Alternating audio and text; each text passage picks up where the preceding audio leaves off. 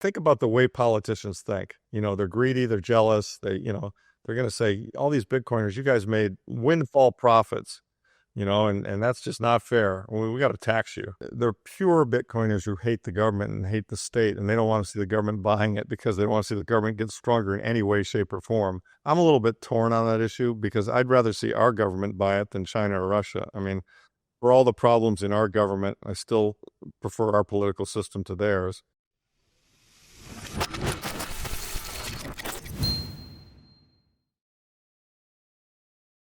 Welcome, everybody. This is Buck Joffrey with the Wealth Formula Podcast coming to you from Montecito, California. And today, before we begin, just a reminder, there is a website associated with this podcast. It's called wealthformula.com. Not surprising, given the name of our podcast, of course. Why would you go there? Well, there's lots of resources, including the opportunity to sign up for our accredited investor group called the Accredited Investor Club, aka Investor Club. Investor Club's got, sort of the place to go if you are an accredited investor. You're looking for opportunities that generally are not publicly available. They are for accredited investors, so generally not advertised. If you are an accredited investor, which simply means that you have a net worth of over $1 million, excluding your personal residence, or you make $200,000 a year, $300,000 if filing jointly, then you are an accredited investor. No need to apply for anything, but you can simply join the Investor Club for free and get onboarded. Go to wealthformula.com, sign up, and get that onboarding started. Anyway, let's talk about today's show. And in order to do that, let's refer back to last week, which was a show about Bitcoin. And I don't know if you've noticed, but I am sort of raised the level of awareness about this asset class. I've done this for a long time, actually, since 2016, 2017. Various times people have taken that message and ran and frankly made a lot of money to doing it. So last week, I had a guy on who I think made a really, really eloquent sort of case for what's happening at the government level, at the institutional level and all that. The thesis is very clear. There really is no place for Bitcoin to go but north. To go up. Maybe you were convinced by that. Maybe you weren't. Maybe you went out and got yourself some Bitcoin as exposure for your portfolio just because you heard that and you were convinced. And if you did that last week, all I have to say is welcome to crypto, because as of this writing, Bitcoin took a massive nosedive. Not as massive as I've seen. Went down over 20%. From recent highs. So all I can say is welcome to the club. If you're not used to this kind of volatility, get used to it. And I might also make the suggestion that you embrace it. Embrace the volatility, because it sometimes lets you, if you've missed the boat, to take the next boat and not miss much time. That's not something you see a lot with this frequency. And that happens in the Bitcoin crypto arena quite a bit. So if you don't believe me on this, let me just back it up with some historical evidence. We can go back all the way to 2013. Of course, this is a different animal back then, but and it's ancient history in crypto terms. But so Bitcoin had reached $260 in early 2013 before falling to nearly $70 by mid-year. That was a decline of 73%. But over the next 7 months, the price recovered and ended up at $1,200 by November 2013. So $70 to $1,200 in 7 months. 2017. Okay, now this is when I was around for this. I had taken the Bitcoin pill by then. And I had the pleasure of being part of this, or I should say the displeasure of being involved with this at the same time, because there's these, massive corrections that you have to deal with. But Bitcoin started 2017 at roughly $1,000. And early in the next year, it experienced a correction, falling 34%. to around 660. So that could happen by the way, that could be what happens. And maybe it did happen by the time this show airs, except instead of $1,000, we're talking about $100,000. And 34% would bring us down to 600, or would bring us to 66,000. Anyway, but back then in 2017, you went from 1,000 down to $660. So 34% drop. But by December 2017, Bitcoin had risen to nearly 20,000. So an increase of nearly 20 times within a year. Okay. 2020. Now this is probably more what you might think is more relevant because you already have potentially, you have some institutional interest. You have, it's not the Bitcoin. It's not your father's Bitcoin at that point, right? So prior to the May 2020 halving, Bitcoin was trading around 10,000. Before it had a 20% retracement, brought it around 8,000. The recovery following this dip was a notable one. So you went from 8,000 to 64,000 by April 2021. Again, what is that? That's not even a year.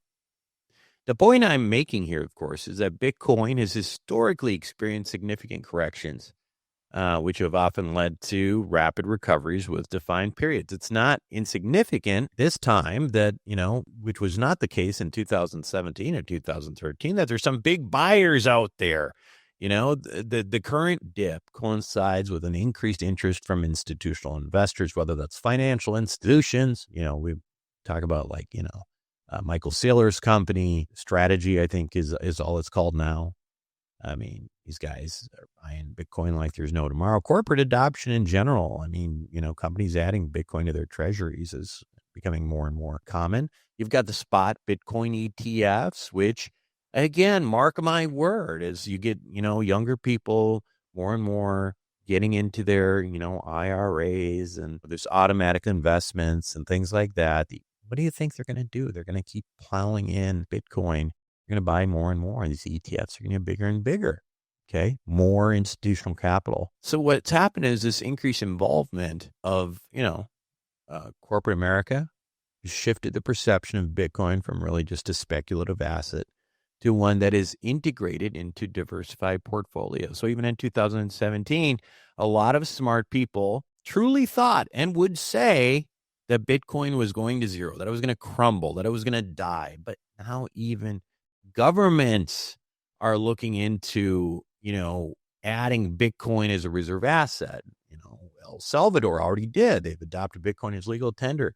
Others, including the United States, are evaluating, it is a reserve asset. So we also know that U.S. states are considering legislation to allocate up to 10% of public funds to digital assets. The point I'm trying to make here is that Bitcoin is not going to zero. It's not going anywhere. In fact, the finite amount of Bitcoin, along with all the new buyers, can mean, in my view, in my opinion, only one thing over the next few years, that Bitcoin is going up in value. And what I'm trying to say here is that you may seriously want to consider buying this dip. Okay. It is don't, even if you do, don't buy something that's just going to hurt you if it goes down. Buy enough so that if you do this, buy enough so that, you're yeah, it's going to probably go down 30% and then up 1,000%, something like that over a period of time. I mean, that's the way you got to think about this. You can't buy something and worry about money that you need in the next 3 months.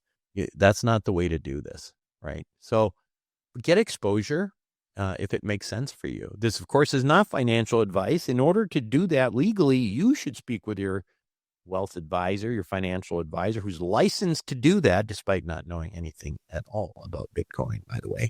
Anyway, by the way, I will also say that you should, if you are, sitting there on Coinbase, you might want to get a little exposure to Solana as well. I know I've talked about it too, and Solana got slaughtered, but I don't care. I'm telling you, this is a functional project, Solana. It's not a meme coin. It is something that developers are using like crazy. And guess what? It's better than Ethereum, which is sort of the old school platform where everybody used to do everything. In virtually every way, it's better than Ethereum. But it has a fraction of the current market capitalization of Ethereum. So what does that tell you? Yeah, that's what I thought. By the way, it is notable too that the crypto czar I forget his name. What is it? David Sachs, right? David Sachs has got exposure to Solana as well. So if you're getting sick of all this crypto talk, I apologize. Okay. In fact, I will say that this week's episode of Wealth Formula Podcast was supposed to be about gold and silver, but guess what? Turned out I'm talking to this guy, as you'll listen to this interview, and even the gold bug kind of had been infected by Bitcoin. And so the conversation moved in that direction pretty quickly. Anyway, it's still a really good one. So make sure to listen after these messages. Wealth Formula Banking is an ingenious concept powered by whole life insurance. But instead of acting just as a safety net, the strategy supercharges your investments. First, you create a personal financial reservoir that grows at a compounding interest rate, much higher than any bank savings account. As your money accumulates, you borrow from your own bank to invest in other cash-flowing investments. Here's the key. Even though you've borrowed money at a simple interest rate, your insurance company keeps paying you compound interest on that money, even though you've borrowed it. Net result, you make money in two places at the same time. That's why your investments get supercharged. This isn't a new technique. It's a refined strategy used by some of the wealthiest families in history, and it uses century-old, rock-solid insurance companies as its backbone. Turbocharge your investments. Visit wealthformulabanking.com. Again, that's wealthformulabanking.com. Welcome back to the show, everyone. Today, my guest on Wealth Formula Podcast is Larry Lepard.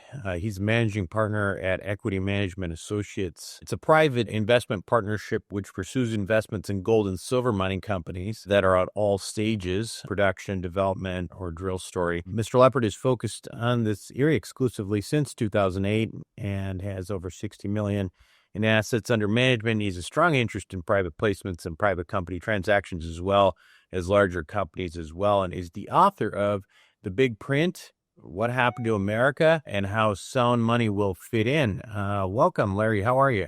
I'm very well, thank you. Very nice to be with you, Buck. You know, I manage this fund that's got a lot of gold and silver mining companies in it, but I've also moved heavily into Bitcoin, and that's a big part of my focus now as I go forward. The book talks a great deal about Bitcoin, but as we're going to discuss, the book is really trying to address the issue of inflation and why it's kind of the problem of our age. You talk a lot about sound money and the usual sort of gold-related type of things. So maybe talk a little bit about what's wrong with our money system right now, in your view. So, and the book, it covers this in much greater detail, but I'll give you obviously the Reader's Digest version, and that is the system has been set up by the Federal Reserve and the banks to allow them to backstop any of their misdeeds. And whenever we get into a situation where they've gotten themselves too in debt and trouble occurs, they print more money. And so it's a very unfair system to the average American, because the wage earners, when they print more money, wage earners' wages don't necessarily go up, or if they go up, it takes a while for that to happen. And meanwhile, their gasoline and their food cost more. And this has been a persistent problem for a couple hundred years, but it's gotten much worse recently.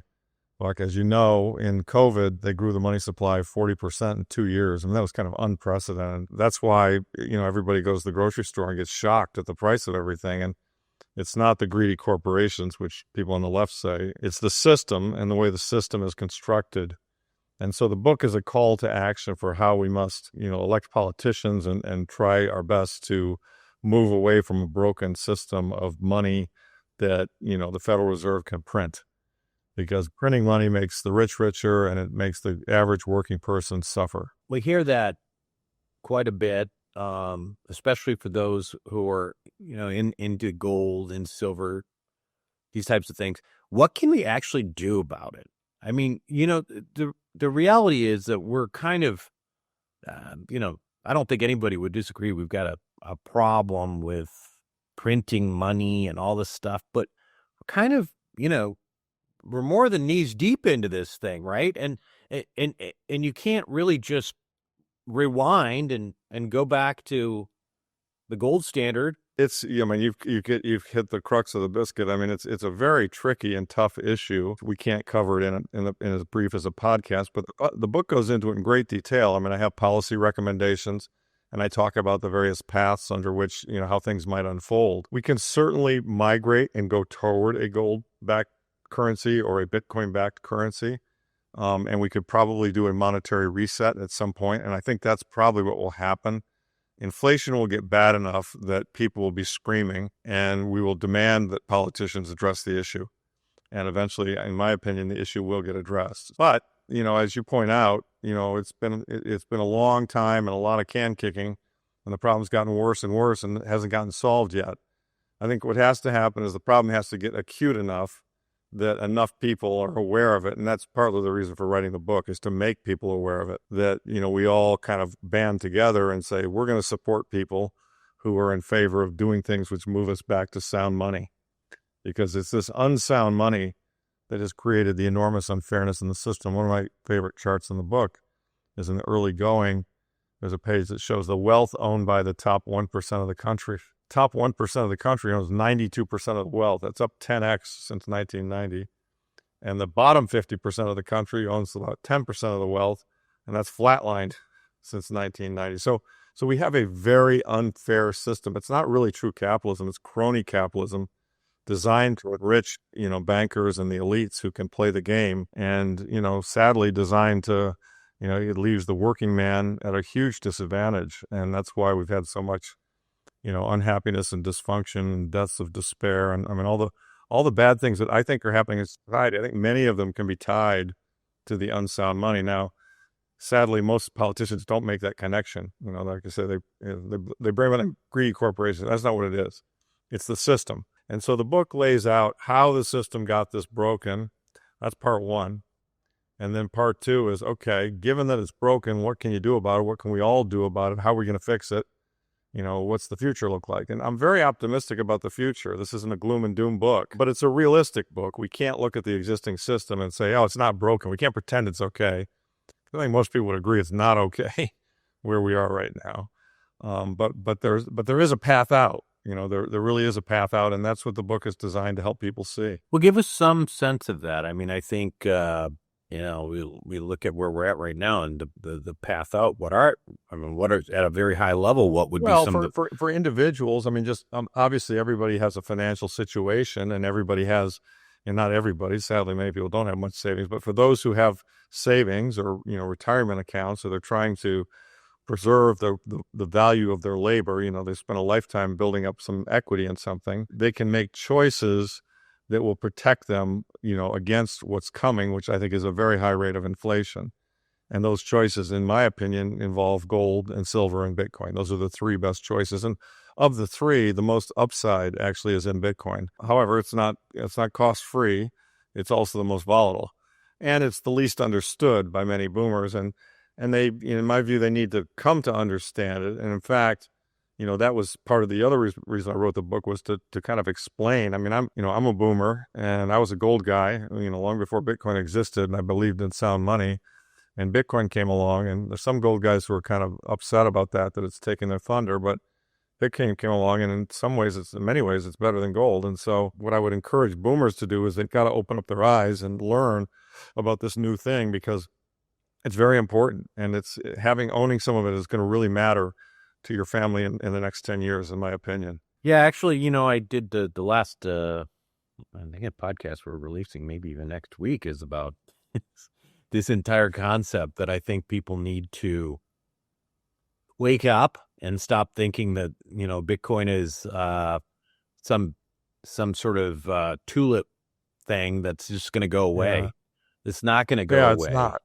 No. And I think there's still a faction of people who, as soon as they hear the word Bitcoin, they basically tune out, assuming it's just some nonsense. Well, that's correct. And I get that. And the book addresses that. And I'll tell you why that's happened. But what I think has happened is the Sam Bankman-Fried crypto fraud stuff has led many people to go, oh, because I can't tell you how many friends I said, you should own some Bitcoin. And they say, why? I explain, I say, yeah, but Sam Bankman-Fried, it's all fraud. It's all criminal. And they're right.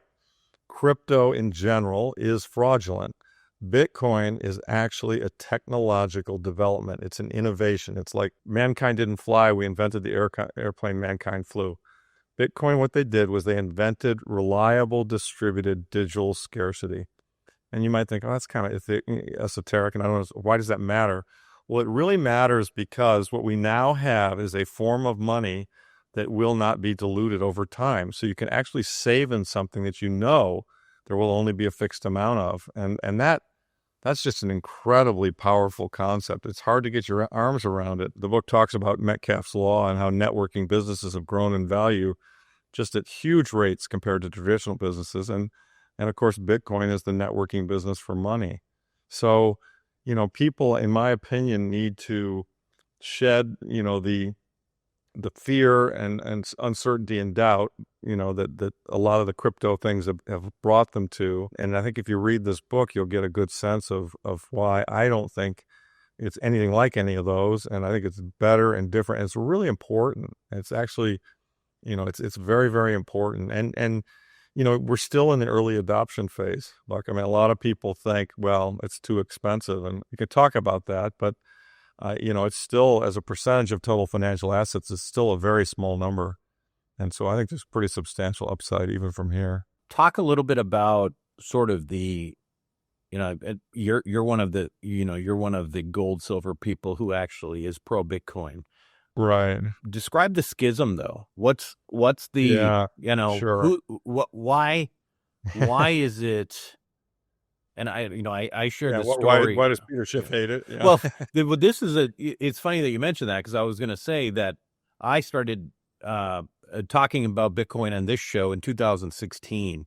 Good for you. And a number of my investors bought quite a bit of Bitcoin and have made a lot of money, people in this show. However, I always say that I probably would have brought it up in 2012 or 13 had I not been a listener of Peter Schiff, who made me believe it was a, complete crock from the beginning. Right. And it wasn't until, I talked to some really smart people in 2016 who convinced me it was real. But how much you could argue with Peter, he had a lot, he's pretty biased for a number of reasons. But what's the schism? Why is it that sound money people...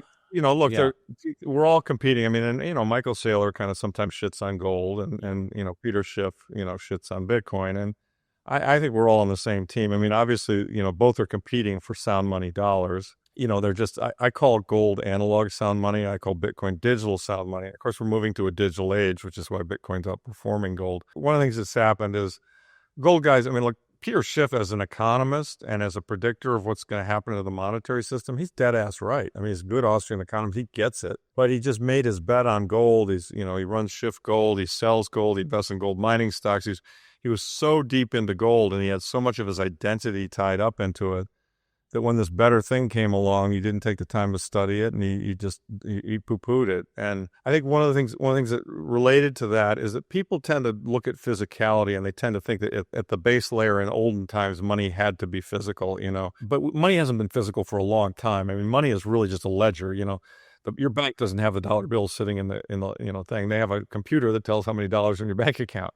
And by the way, before there was gold, ledgers existed, in caves. They had marks on the wall that were some means of keeping track of who owed who what in terms of how many bison they had killed. So, money is a ledger, doesn't have to be physical. And a lot of gold people get hung up in that. They're like, well, you can't touch it, you can't feel it, it can't be money. And I'm like, no, if it's an accurate ledger, it's an immutable ledger, and better than all of that, it's a ledger that can't be diluted. The amount of gold on the planet will double in 50 years. The amount of Bitcoin will always be fixed at 21 million. 42 million millionaires in the world today, 21 million Bitcoin. Every millionaire can't even own one coin. So it's a tough one, though, for some gold folks. I mean, I have a lot of good friends who just have not made the leap. And I think it's generally because they, some people, like me in the early days, what I was afraid of? I was afraid the technology was going to fail. I don't know if you recall, before Bitcoin, there were a bunch of other things. There was DigiCash, eGold. They all failed. I mean, somebody figured out how to double spend and cheat, and boom, it blew up. So when I was aware of Bitcoin when the white paper was written, I was like, yeah, this is great, but this isn't going to work either. I tend to agree with you on this matter in particular with Bitcoin. I'm not a big gold silver guy. I do believe that Bitcoin is sound money, but probably even more than that, your assertion that it is early and that this is this is something $1 million Bitcoin may be less than decade away. Oh, I think it's less than 5 years away using, possibly, yeah. And if you and so first of all, the things I want to ask you about your opinion about is what makes this, what in your opinion is the leap now where you can say, hey, this isn't DigiCash anymore.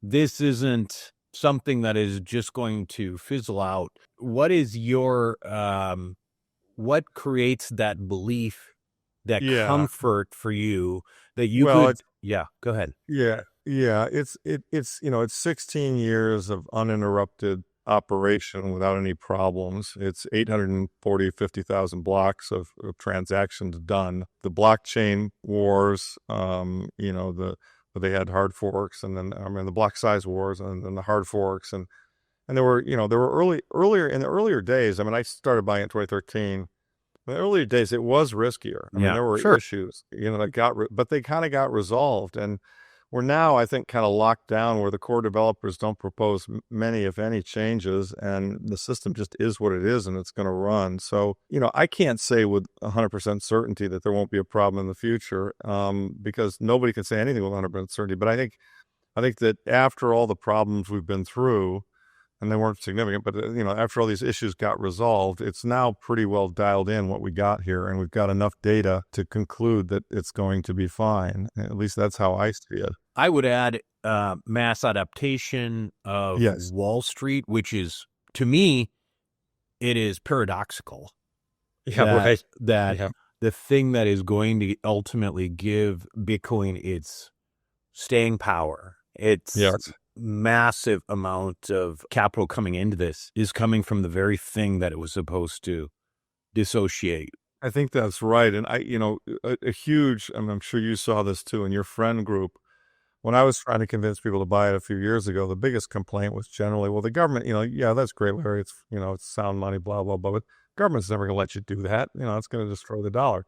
And then suddenly, they say it's a commodity and the ETF gets approved. I honestly didn't think they'd approve the ETF. They did it. I was shocked. I was like, oh my God, this is really big. Now, that doesn't mean in a future government they couldn't turn around and decide it's not a good thing. I'm thank God Team Red won, because they're more pro Bitcoin than Team Blue.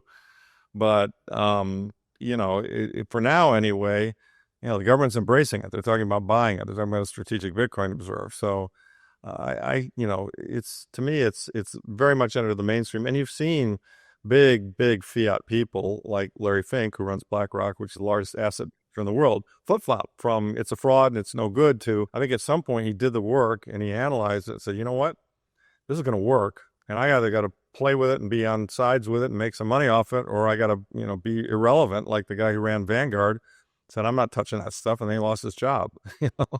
Right, exactly. So the other thing that you said that I think I'm curious on why you believe what you believe is that it is early and that you think we're going to hit $1 million Bitcoin in 5 years. Yeah, that's a great question. And let me touch upon that. Okay, let's consider all global investment assets in the world. And there's a great chart on, Jesse Meyer has done it. It's on Twitter. It's in the book as well. And it shows it's about $900 trillion of global, what we would call assets. So that includes, call it 350 to 400 trillion of real estate.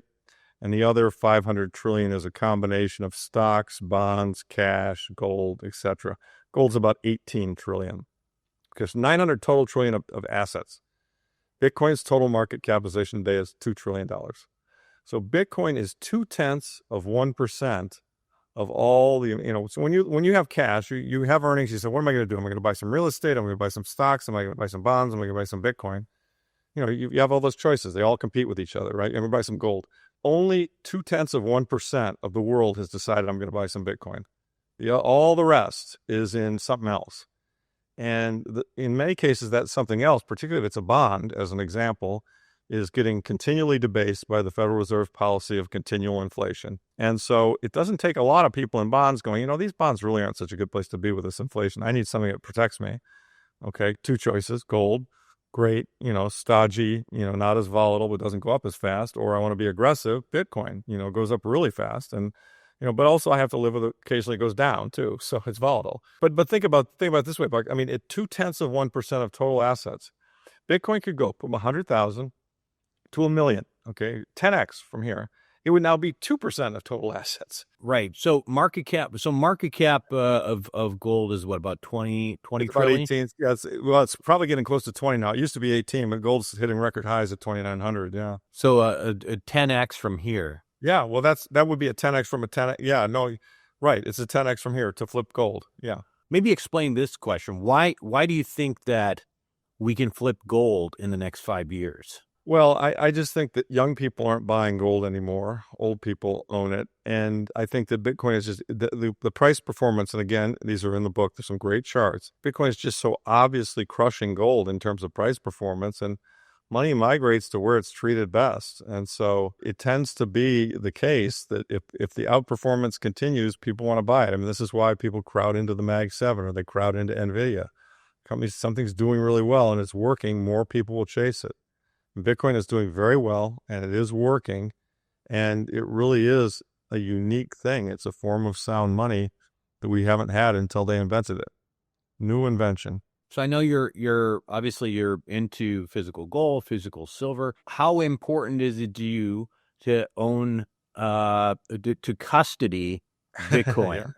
Yeah, that's a great question. Well, let's talk about that. I mean, I think for the average person who's just getting into it, a great way to start is to buy an ETF and to have it in your brokerage account. You get your full part, you pay 30 basis points a year in fees.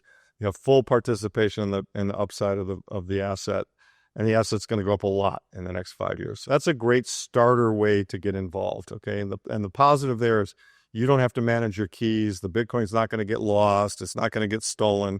You own shares in FBIT, Fidelity Bitcoin, or in an IBIT, which is the BlackRock one, and great. So you've got full exposure to the price.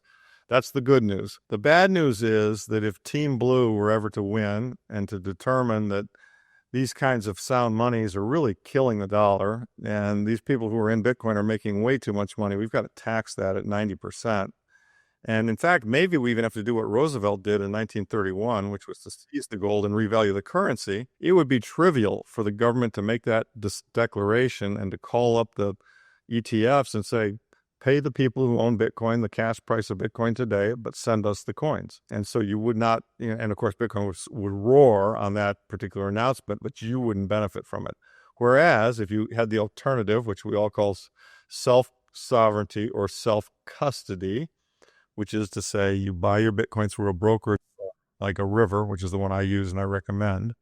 And then on top of that, you take your coins and you put them on a cold wallet, a cold hardware wallet that nobody else can access. Nobody can steal from you. The government can say, we're going to tax this and we're going to ask you to turn it in. And then you have a decision to make. Am I going to comply with that, or am I going to become an Italian citizen, or something? Am I going to go somewhere else? Maybe they literally cannot take your money away from you without your consent. And so that, I look, that's a scenario that I don't think is extremely likely to happen, but it's not a zero probability. It's funny you bring that up because I've thought about that same thing, the 31 the Roosevelt issue, and it's not completely zero. Not impossible. It's not a zero. Exactly. It's right. Maybe 5%, right? Yeah. And by that time, Bitcoin could be sitting at, $2 million, and some people might be right. Like, well, okay. Well, and that's the point. I mean, and think about the way politicians think. They're greedy, they're jealous. They're going to say, all these Bitcoiners, you guys made windfall profits, and that's just not fair. We got to tax you. The opposite way to think about that, not necessarily the opposite, but the other side of this is that, the Trump administration has talked seriously about adding, Bitcoin to the reserve. Yeah. And so the next thing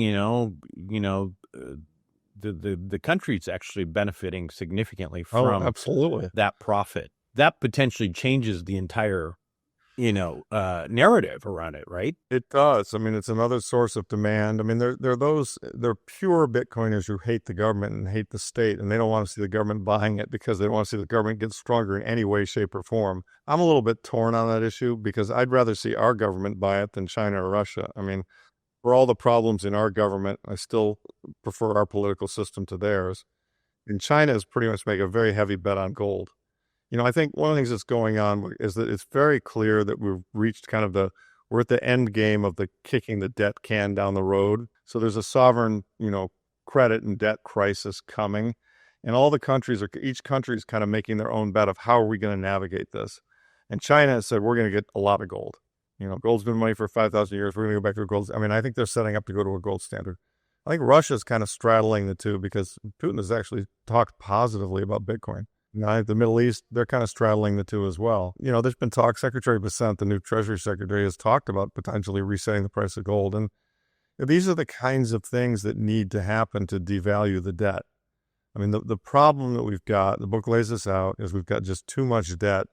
And you eventually reach a point, it's like a family that takes out a new credit card to pay the minimums on the old ones. And eventually, the credit card companies figure it out. They say, we're not giving you a new one. And then you got a problem. You're either going to default on the debt or you're going to restructure it, which is what I think is the smarter way to do it. And that's probably what they'll do. How do you get your investors? I mean, you work with some clients.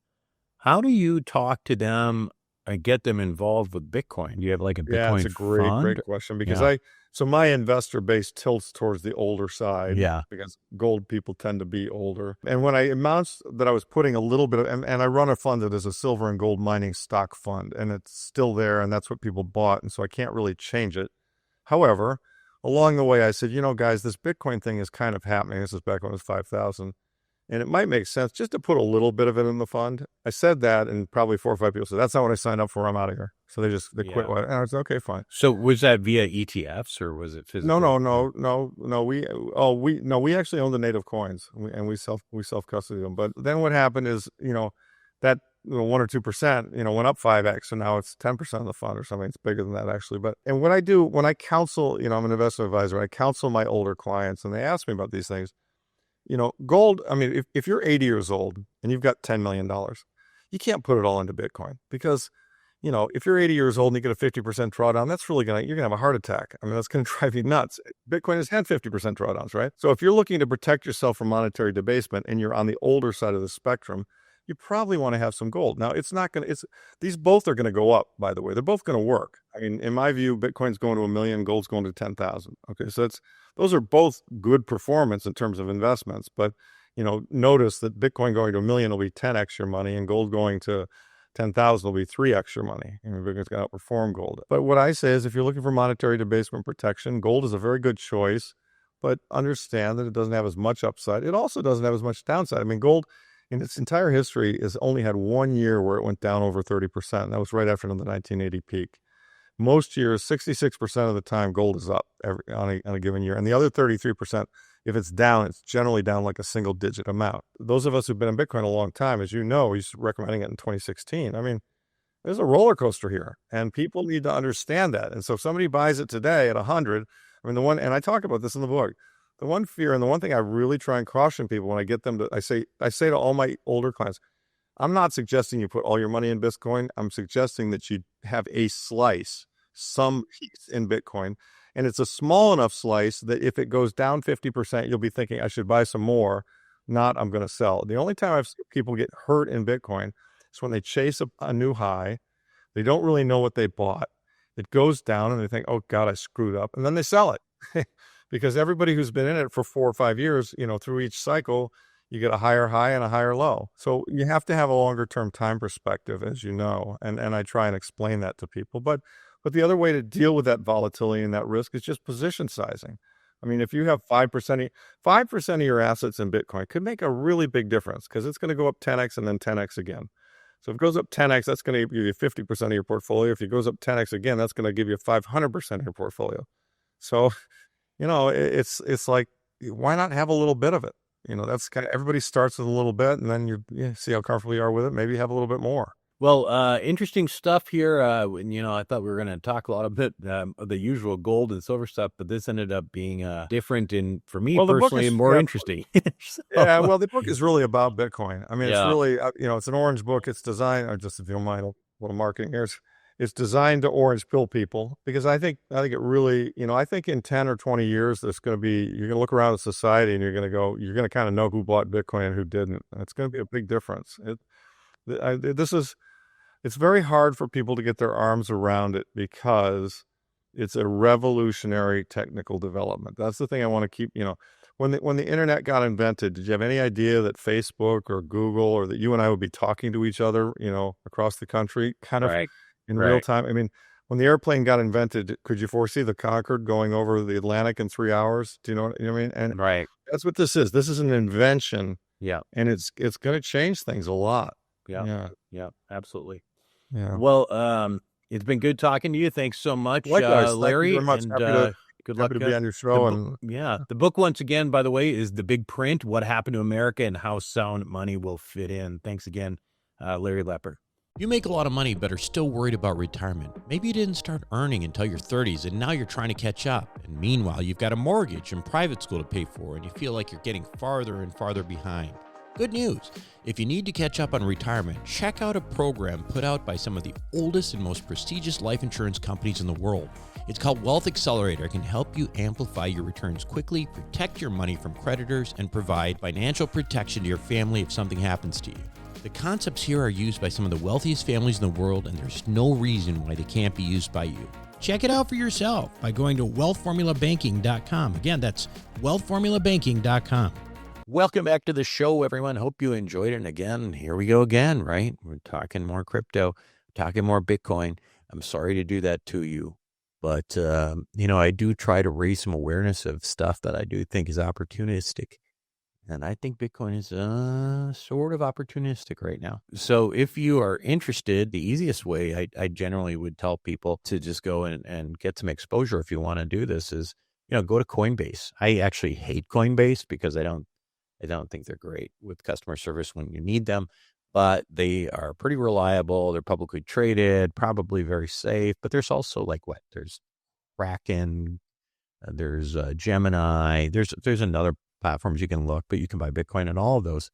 And you certainly can buy some Solana at the same time if you want to as well. If you buy enough of this stuff and it becomes like a meaningful amount of money, I would seriously also suggest you look into what's called a cold wallet. I use one by Ledger. So you can check that out. Go to ledger.com. Yeah, obviously no benefit to me, but something for you to think about. Anyway, that's it for me this week on Wealth Formula Podcast. This is Buck Joffrey signing off.